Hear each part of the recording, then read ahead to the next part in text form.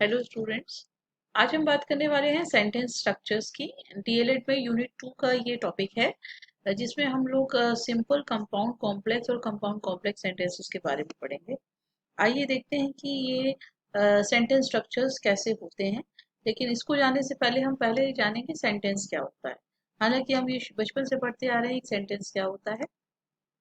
Sentence is a group of word that makes a complete sense, यानी कि sentence एक ऐसे वर्ड्स का ग्रुप है जिससे कि जो कि एक कंप्लीट सेंस को बनाता है। आप देखिए, कंप्लीट सेंस को बनाता है, यानी कि एक सेंटेंस में जरूरी है कि किसी ना किसी सब्जेक्ट का होना, किसी ना किसी वर्ब का होना, ताकि वो एक मीनिंग को बता सके।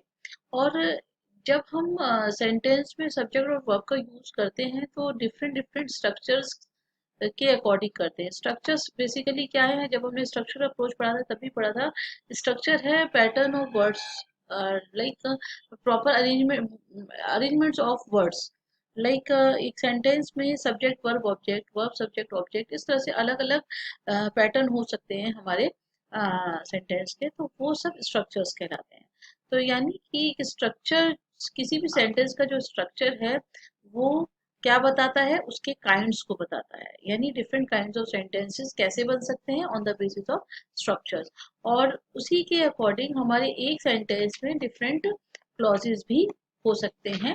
और क्लॉजेस बेसिकली एक स्ट्रक्चर का एक हिस्सा होता है, राइट। यानी कि एक सेंटेंस का एक हिस्सा होता है, राइट।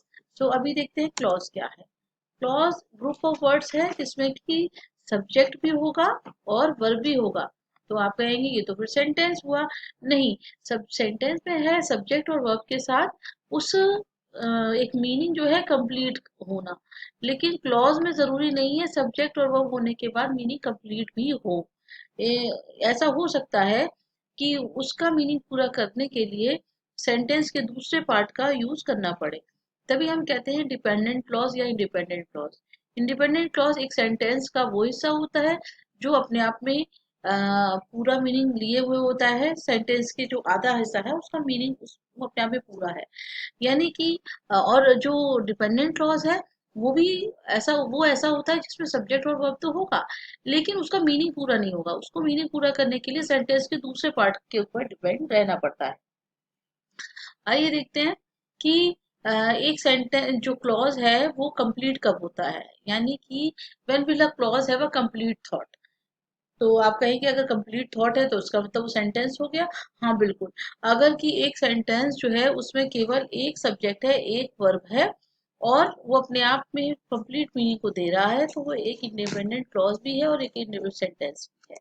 लेकिन सारे सेंटेंसेस क्लॉजेस नहीं हो सकते। एक क्लॉज एक सेंटेंस का पार्ट हो सकता है। तो एक इंडिपेंडेंट क्लॉज क्या होता है, एक इंडिपेंडेंट क्लॉज होता है जिसमें कि हमारे पास सब्जेक्ट हो, राइट, एक वर्ब हो, और उसमें वो अपने आप में पूरा मीनिंग दे रखा हो। लेकिन वो जरूरी नहीं है पूरा एक सेंटेंस हो। वो सेंटेंस का हिस्सा भी ऐसा है हो सकता है जिसमें एक सब्जेक्ट हो, वर्ब हो और थॉट हो। इसके अलावा भी सेंटेंस का और पार्ट हो। इसको हम और कैसे समझ सकते हैं कि अगर हम देखें कि एक सेंटेंस में एक क्लॉज एक क्लॉज अगर मीनिंग पूरा नहीं दे रहा है तो वो क्या कहलाएगा, तो वो कहलाएगा डिपेंडेंट क्लॉज। यानी कि उस क्लॉज को अपना मीनिंग पूरा करने के लिए सेंटेंस के दूसरे पार्ट के ऊपर डिपेंड रहना पड़ रहा है। और इस तरह के सेंटेंसेस के जो पार्ट होते हैं वो पार्ट्स क्लॉजेस कहलाते हैं और डिपेंडेंट क्लॉजेस कहलाते हैं। यानी कि ये जो डिपेंडेंट क्लॉजेस हैं इनकी पहचान सीधी सीधी ये है कि इनके साथ या तो रिलेटिव प्रोनाउन आपको नजर आएगा या फिर आपको सबऑर्डिनेटेड कंजंक्शंस नजर आएंगी। सेंटेंस का वो हिस्सा जिसमें जिसके साथ रिलेटिव प्रोनाउंस लगे हों, ये कुछ रिलेटिव प्रोनाउंस है, और या फिर आपके कुछ सबऑर्डिनेटेड कंजंक्शन, इफ से शुरू हो रहा हो सेंटेंस, या व्हेन से शुरू हो रहा हो, बिकॉज से शुरू हो रहा हो, सिंस से शुरू हो रहा हो। अगर इस तरह से हो रहा है या बीच में आ रहे हैं ये, और इनके बाद वाला जो हिस्सा है वो डिपेंडेंट क्लॉज है, राइट। तो डिपेंडेंट क्लॉज की पहचान ही ये है कि ये इन वर्ड्स के साथ ही आते हैं, राइट। तो अब हम सेंटेंस स्ट्रक्चर्स को देख लेते हैं इन क्लॉजेस की हेल्प से। आपको समझ में आ गया क्लॉज क्या होता है। तो क्लॉजेस, सेंटेंस होता है एक सेंटेंस में सब्जेक्ट वर्ब का होना जरूरी है और वो अपने आप में कंप्लीट मीनिंग लिए हुए होता है, जबकि क्लॉज जो होता है उसमें सब्जेक्ट और वर्ब का होना जरूरी है, लेकिन ये जरूरी नहीं है कि वो कंप्लीट मीनिंग दे। उसको अपना मीनिंग पूरा करने के लिए दूसरे के ऊपर डिपेंडेंट भी रहना पड़ सकता है और वो अपने आप में कंप्लीट मीनिंग दे भी सकता है, राइट। लेकिन वो पूरा कंप्लीट मीनिंग नहीं देगा। सेंटेंस का एक हिस्सा जो अपने आप में पूर्ण है वो इंडिपेंडेंट क्लॉज है, सेंटेंस का एक हिस्सा जो अपने आप में पूर्ण नहीं है वो डिपेंडेंट क्लॉज है, राइट। तो एक सिंपल सेंटेंस को समझते हैं। सिंपल सेंटेंस क्या होता है, उसमें एक सब्जेक्ट होती है, एक वर्ब होती है और उसके साथ क्या होता है, एक ऑब्जेक्ट या मॉडिफायर होता है। हालांकि it contains only one independent clause, यानी इसका मतलब यह है कि एक सिंपल सेंटेंस में एक ही इंडिपेंडेंट क्लॉज होता है। इसको हम देख सकते हैं शी रीड, ये एक इंडिपेंडेंट क्लॉज है और ये अपने आप में एक सेंटेंस भी है। ये एक इंडिपेंडेंट क्लॉज है, ये एक इंडिपेंडेंट क्लॉज है, ये भी एक इंडिपेंडेंट क्लॉज है। अब अगर इन सब में आप ऑब्जर्व करेंगे तो she completed her literature review, यहाँ शी जो है वो सब्जेक्ट है, ये वर्ब है और ये ऑब्जेक्ट है। यहाँ पर ये सब्जेक्ट है, ये वर्ब है, ये ऑब्जेक्ट है और ये मॉडिफायर है। मॉडिफायर क्या होते हैं, कुछ फ्रेजेस हो सकते हैं, कुछ कुछ एडिशनल प्रीपोजिशनल फ्रेज हो सकते हैं, एडवर्बियल फ्रेजेस हो सकते हैं जो एडिशनल लगाए हों। यानी कि हम ये भी कर सकते हैं, इस सेंटेंस को तोड़ेंगे तो इतना भी हो सकता है, ही ऑर्गेनाइज हिज रिसोर्सेज, ही ऑर्गेनाइज हिज रिसोर्सेज। तो इसमें ये सब्जेक्ट हो जाता, ये वर्ब हो जाता और ये ऑब्जेक्ट हो जाता। लेकिन बाय थीम हमने और जोड़ दिया, ये मॉडिफायर्स है, यानी कि वर्ब को या जो हमारे ऑब्जेक्ट है उसको मॉडिफाई कर रहा है। इसी तरह से इस सेंटेंस में भी ऐसा ही है, दे स्टडीड एपीए रूल्स और फॉर मैनी रीजन जो है ये मॉडिफायर है। तो यानी कि एक सिंपल सेंटेंस में सब्जेक्ट होता है, वर्ब होता है, ऑब्जेक्ट होता है और मॉडिफायर्स हो सकते हैं। लेकिन ये पूरा ही अपने आप में एक सेंटेंस है। ये सेंटेंस पूरा तब होगा जब हम इस पूरे को पढ़ेंगे। इस तरह से ये पूरा पढ़ा जाएगा तब एक, इस तरह से सारे सेंटेंस पढ़े जाएंगे। कंपाउंड सेंटेंस क्या होता है, कंपाउंड सेंटेंस वो होते हैं जिसमें कि दो इंडिपेंडेंट क्लॉजेज होते हैं, दो, यानी वहां एक इंडिपेंडेंट क्लॉज सिंपल सेंटेंस में और कंपाउंड सेंटेंस में दो इंडिपेंडेंट क्लॉज होते हैं। इंडिपेंडेंट क्लॉज को हम मैं फिर समझाना चाहूंगी कि सेंटेंस के वो दो हिस्से, इंडिपेंडेंट क्लॉज का मतलब सेंटेंस का वो हिस्सा जो अपने आप में पूरा मीनिंग लिए हुए होता है, लेकिन वो एक सेंटेंस का हिस्सा होता है जिस जो कि कॉमा से या कोऑर्डिनेटेड कंजंक्शन या सेमीकोलन से सेपरेटेड होता है। जैसे इसको एग्जाम्पल को हम देख सकते हैं, याद रहे आपको, कोऑर्डिनेटेड जो कंजंक्शंस होती है, कोऑर्डिनेटेड कंजंक्शंस हमेशा ही इंडिपेंडेंट क्लॉजेस को जोड़ती हैं, जबकि सबऑर्डिनेटेड कंजंक्शंस जो हैं, सबऑर्डिनेटेड कंजंक्शंस एक डिपेंडेंट क्लॉज और एक इंडिपेंडेंट क्लॉज को कनेक्ट करता है, राइट। और यहाँ पर हम कोलन से, सेमीकोलन से, कोमा से जो है अपनी इंडिपेंडेंट क्लॉजेस को कनेक्ट करते हैं। तो जैसे ये एग्जांपल है, इसमें एंड जो है, and is the coordinated conjunction, coordinated conjunction when it is adding two parts of the sentence, यानी वन क्लॉज शी से लेकर रिव्यू तक, this is one independent clause, and then from again from she to list, this is the second independent clause.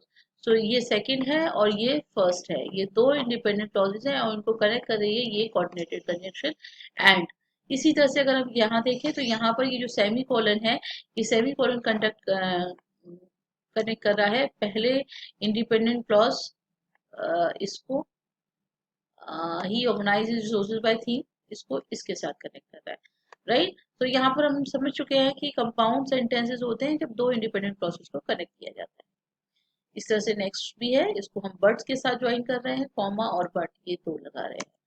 अब complex sentence, remember I am again recalling, simple sentence means one independent clause, compound sentence means one plus one, one independent clause plus one independent clause, that means two independent clause. And then complex sentence means one independent and one is dependent, यानी एक dependent clause और एक independent clause. तो dependent clause की पहचान कैसे आप करेंगे कि ये डिपेंडेंट क्लॉज है, याद रखिए कि इसमें हमेशा सब्जेक्ट जो होता है वो किस फॉर्म में हो सकता है, इस तरह से हु या विच की फॉर्म में हो सकता है, या कोई टाइम के साथ सीक्वेंस को शो कर सकता है सब्जेक्ट, सिंस, व्हाइल, या कोई casual element like because, if, ये सब से हो सकता है। तो ये या तो इससे बिगिन करेगा, जैसे ही इससे बिगिन करेगा आप सीधा समझ जाइए कि वो कॉम्प्लेक्स है। अगर कोई भी सेंटेंस इससे शुरू हो रहा है वो कॉम्प्लेक्स सेंटेंस है। और अगर सेंटेंस के बीच में भी ये आ रहे हैं तो ये हमें देखना होगा कि बिकॉज या इफ के बाद क्या है। अगर वो ऐसा है कि वो कंप्लीट कर रहा है, इंडिपेंडेंट है पहले पार्ट के ऊपर, तो ही तो हम मानेंगे कि वो कॉम्प्लेक्स सेंटेंस है, अदरवाइज वो कंपाउंड सेंटेंस कहलाएगा। इसी कुछ एग्जाम्पल देख लेते हैं। या एग्जाम्पल से पहले ये देखें आप कि अगर सेंटेंस है वो शुरू हो रहा है डिपेंडेंट क्लॉज से, तो हमेशा याद रखें डिपेंडेंट मतलब उसको मीनिंग पूरा करना है दूसरे के साथ, तो वहां पर कॉमा होगा, राइट। जबकि जो इंडिपेंडेंट क्लॉज है उसके साथ जरूरी नहीं है कि कॉमा हो। ठीक है, कुछ एग्जाम्पल देख सकते हैं। जैसे यहाँ पर देखिए, ऑल दो she completed a literature review, this is what, this is dependent clause, ये सारा डिपेंडेंट क्लॉज है। जबकि बाद वाला हिस्सा जो है ये इंडिपेंडेंट क्लॉज है, यानी कि डिपेंडेंट क्लॉज के साथ कॉमा आता है। नेक्स्ट हम देखेंगे, इस इसमें भी कॉमा के साथ डिपेंडेंट क्लॉज को अलग किया हुआ है, और बाद का हिस्सा हमारा इंडिपेंडेंट क्लॉज है।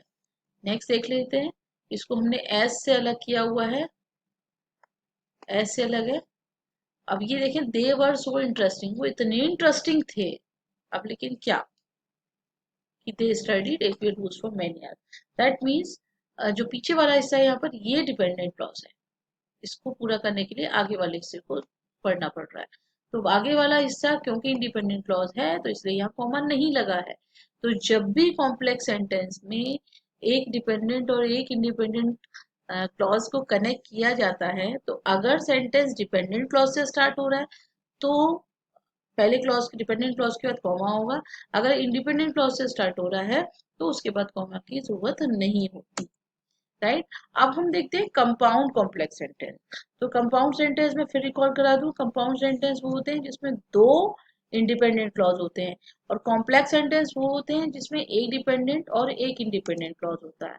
और कंपाउंड कॉम्प्लेक्स सेंटेंस वो होते हैं जिसमें कि दो डिपेंडेंट क्लॉज, यानी टू, सॉरी, इंडिपेंडेंट क्लॉज और वन डिपेंडेंट क्लॉज होता है, राइट। एटलीस्ट टू, याद रहे, एटलीस्ट टू। क्योंकि अगर एक होगा तो ये कॉम्प्लेक्स बन जाएगा, अगर एक ही इंडिपेंडेंट है और एक ही डिपेंडेंट है तो वो कॉम्प्लेक्स बन जाएगा, लेकिन दो इंडिपेंडेंट और एक डिपेंडेंट है तो वो कॉम्प्लेक्स कंपाउंड कॉम्प्लेक्स सेंटेंस होता है। जैसे आप इसमें देख सकते हैं कि she completed her literature review, independent clause. She still needs to work on her methods, dependent clause. दो इंडिपेंडेंट क्लॉज हो गए, और इन दो इंडिपेंडेंट क्लॉज को बट से जोड़ा हुआ है, और इसके आगे यहाँ पर ये है dependent clause, this is the dependent clause, right. So this is how this compound complex sentence is made. अब कुछ एग्जांपल्स भी हम देखेंगे, let's try some examples. First is, people who are dressing up for Halloween begin by deciding their characters. अब आपको ये पहचानना है किस तरह का सेंटेंस है, यानी ये स्ट्रक्चर है कॉम्प्लेक्स क्लॉज। इंडिपेंडेंट क्लॉज इसमें कौन सा है, अगर ये कॉम्प्लेक्स सेंटेंस है तो डेफिनेट सी बात है एक इंडिपेंडेंट और एक डिपेंडेंट होगा, तो ये इंडिपेंडेंट है, और इस तरह से ये डिपेंडेंट क्लॉज इसके साथ दे रखा है, राइट। नेक्स्ट सेंटेंस देख लेते हैं, इसमें स्ट्रक्चर कौन सा है आप देखिए, in October like a lot of other months gathering are frequent. तो ये सिंपल सेंटेंस है, इंडिपेंडेंट क्लॉज कौन सा है, सिंपल सेंटेंस में एक ही इंडिपेंडेंट क्लॉज होता है क्योंकि यहाँ पर कोई भी कंजंक्शन नहीं है।